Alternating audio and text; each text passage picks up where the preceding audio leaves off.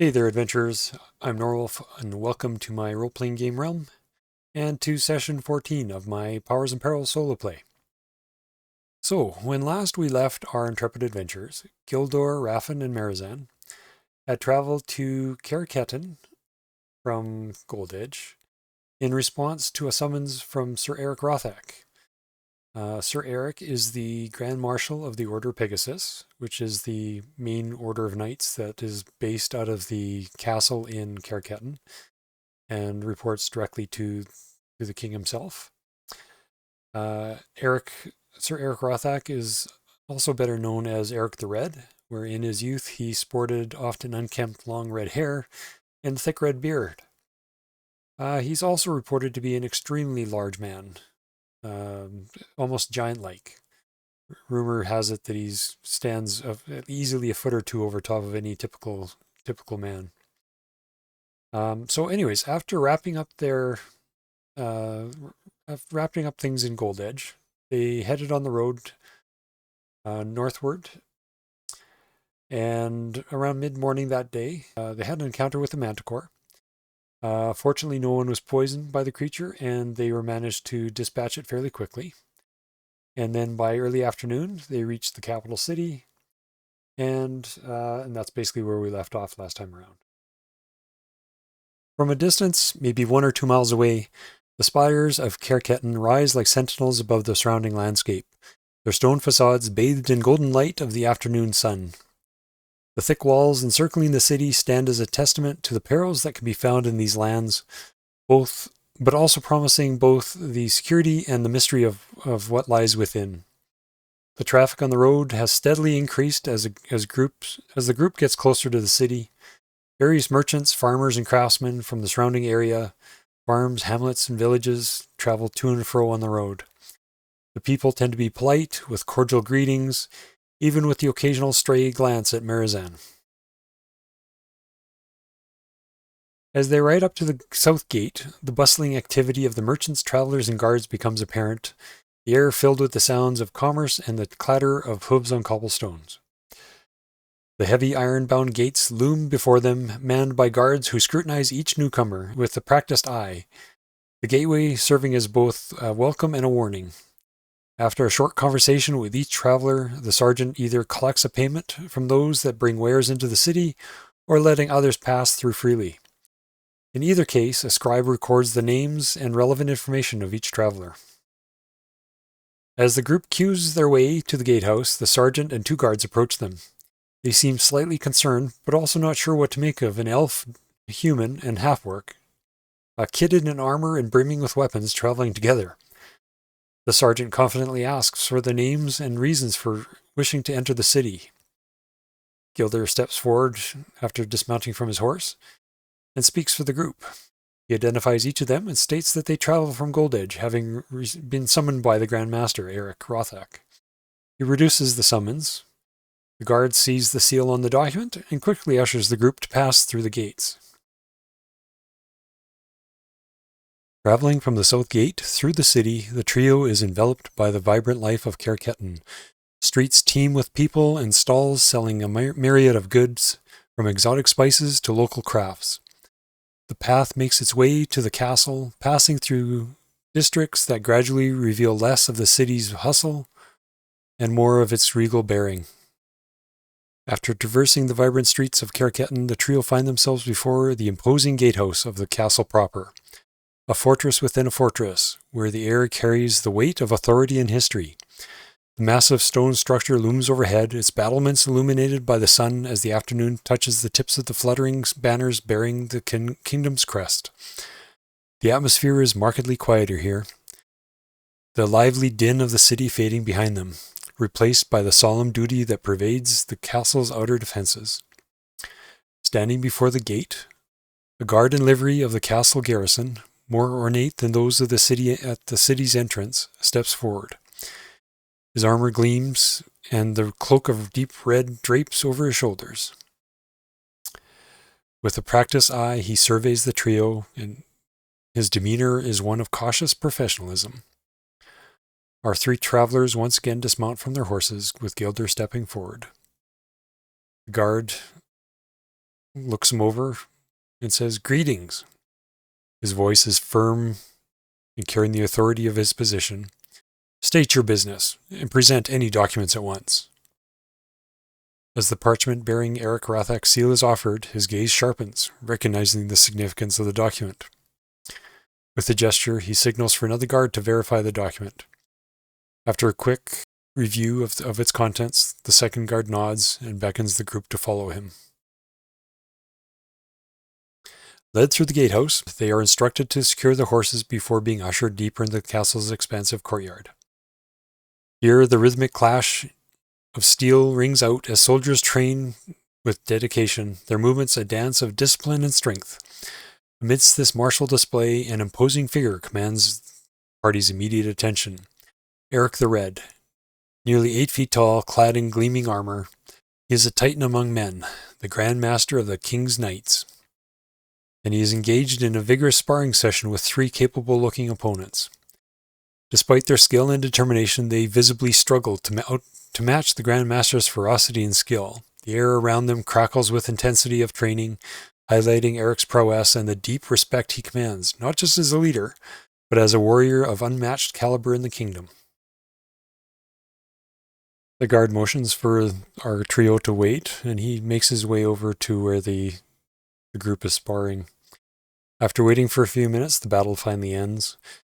The 3 knights that were sparring with Eric do their salutes and bows and whatnot, and appear visibly exhausted from the encounter, and they make their way back towards what must be the barracks or something like that.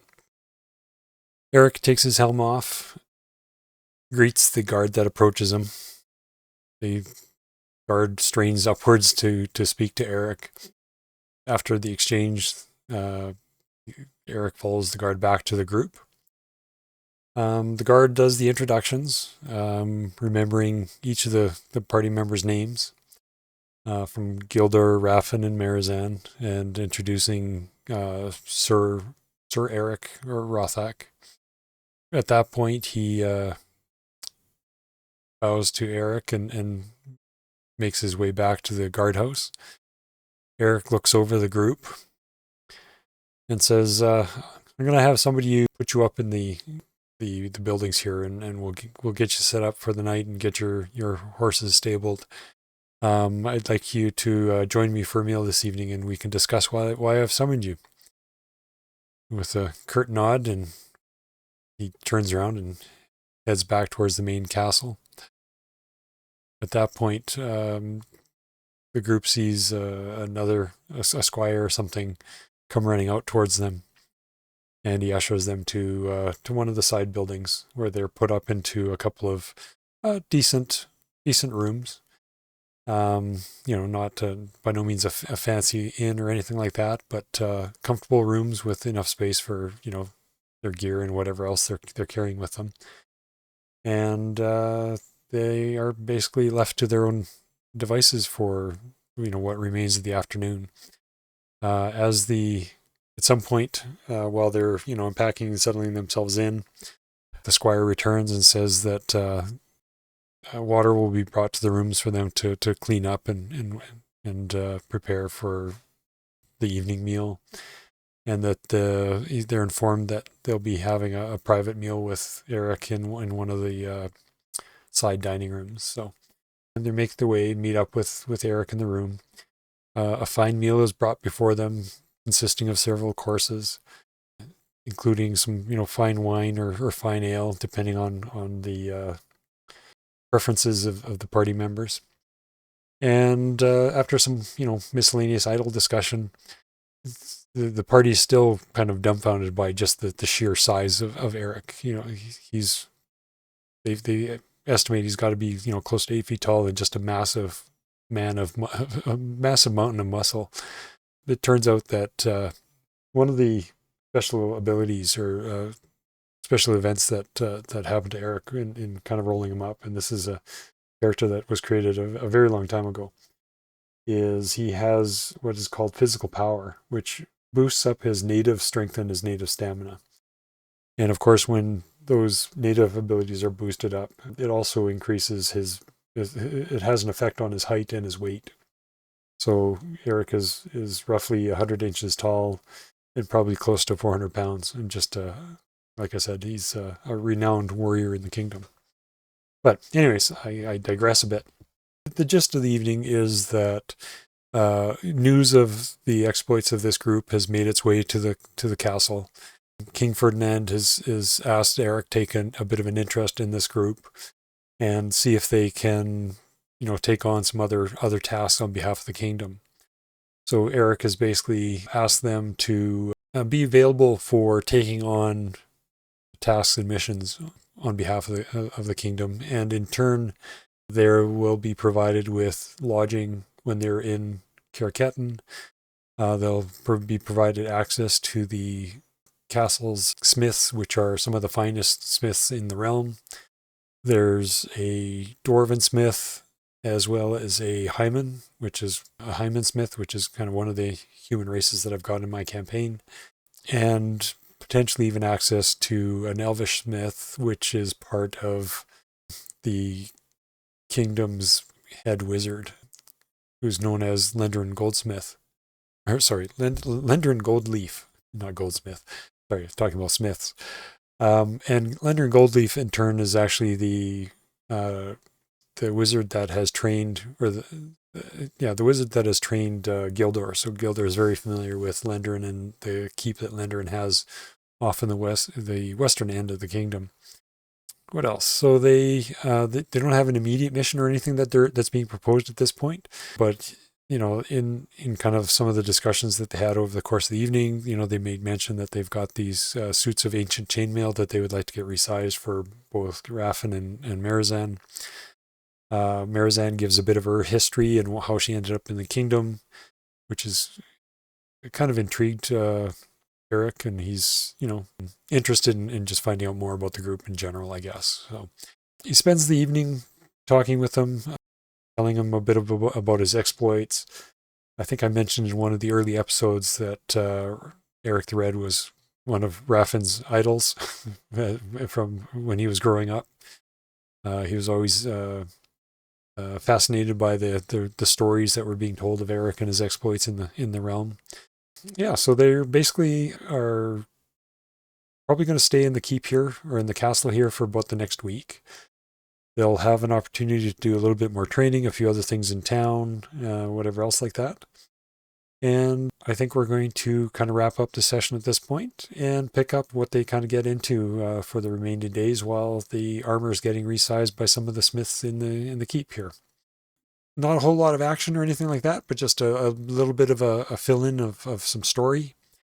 Actually, you know what? Before I do that, I think what might make this a little bit interesting is doing a bit of a mock battle between Raffin and Eric, just to kind of show the difference between a low-level fighter and a high-level fighter. Eric the Red is a combat experience level 14 and has some pretty significant skills in his weapons. So let's see how this goes.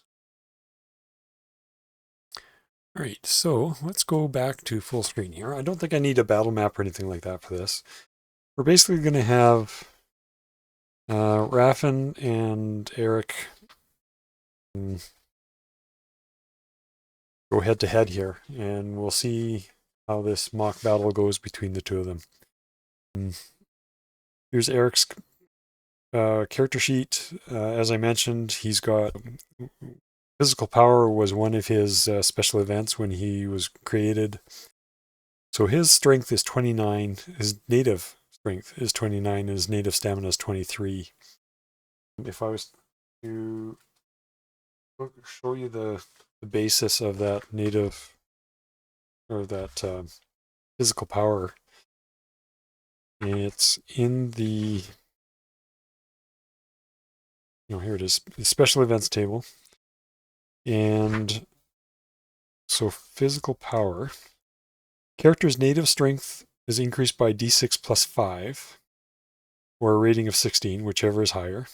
And his native stamina is increased by half the amount of the strength increase rounded up. So I don't remember what these were originally, but 29 and 23 were pretty amazing scores. So with the multipliers that were put into those abilities, he has a maximum strength eventually of 116 and a stamina of 92.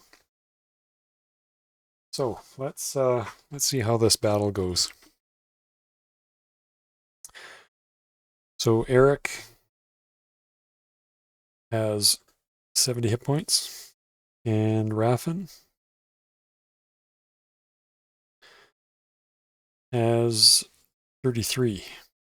You can already tell they're not really matched very well. So, and we're going to have Eric use his plate mail and his full helm. Versus, so obviously this is a completely unbalanced battle. And Raffin, of course, is in his banded ring mail and his metal helm. Completely outmatched here, but I guess for shits and giggles, we'll see how this goes. I don't need the card here. All right. So we start off with phase 1. Obviously, there's no magic and no missile fire. And we'll go straight into movement melee. So the weapon attack party, Raffin's Bastard Sword has an attack party of 7. And Eric's Bastard Sword has a attack priority of 4, so Eric's going to be going first. So Eric is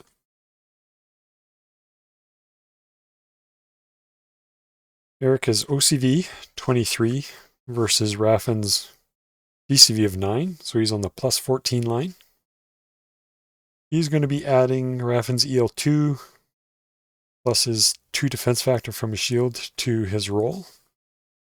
But he is subtracting 19 and 7, so minus 26 from his roll. So, and then plus 4, so minus 22 from his roll on the plus 14 line. So plus 14 line minus 22. Oops. So 17 minus 22 is going to be a deadly hit. So not a great way to start. And Eric's deadly hit is 60, 10 plus 23. I'm not sure what the easiest way to do this is. Let's do 3d10 twice. So that's going to be 10. And what's that?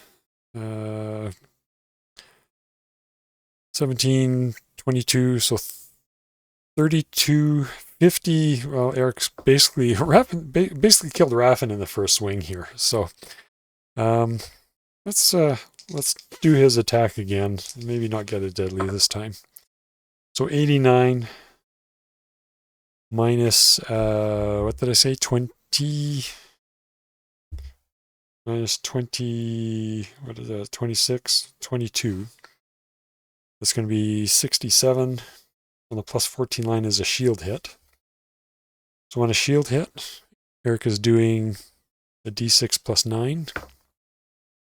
So 15 damage on a shield hit, which in Raffin's case, with his EL of 2 and the armor value of the shield being 12, his shield is shattered, and he takes the excess, which is 3 points of damage. So Raffin is now shieldless. So Raffin swings back at Eric. And he is on the he has OCV 10 versus Eric's DCV 20, so he's on the minus 10 line. Eric has a shield skill of 15, and his magic heater shield also has a defensive factor of plus 5, so he's adding 20. And Eric is subtracting 11, 4 plus the 7 EL. So he's adding 9 to his roll on the minus 10 line. So 90 something. He needs less than 30, which means he's basically got to roll like a 20 or less. So he totally misses. And he bends his knee and concedes the battle to Eric. So anyways, that's just a quick bit of a insight into a high-level character with some magic and armor and things like that, fighting a low-level character with very little magic in the way and very little in the way of skills and stuff. So, yeah. So, anyways, I thought that'd be marginally interesting. Thanks everyone for joining me today, and hopefully that was at least a bit of interesting story just to catch up, and a mock battle between Sir Eric and Raffin. And we will see you next time. Thanks for joining me. Have a great day.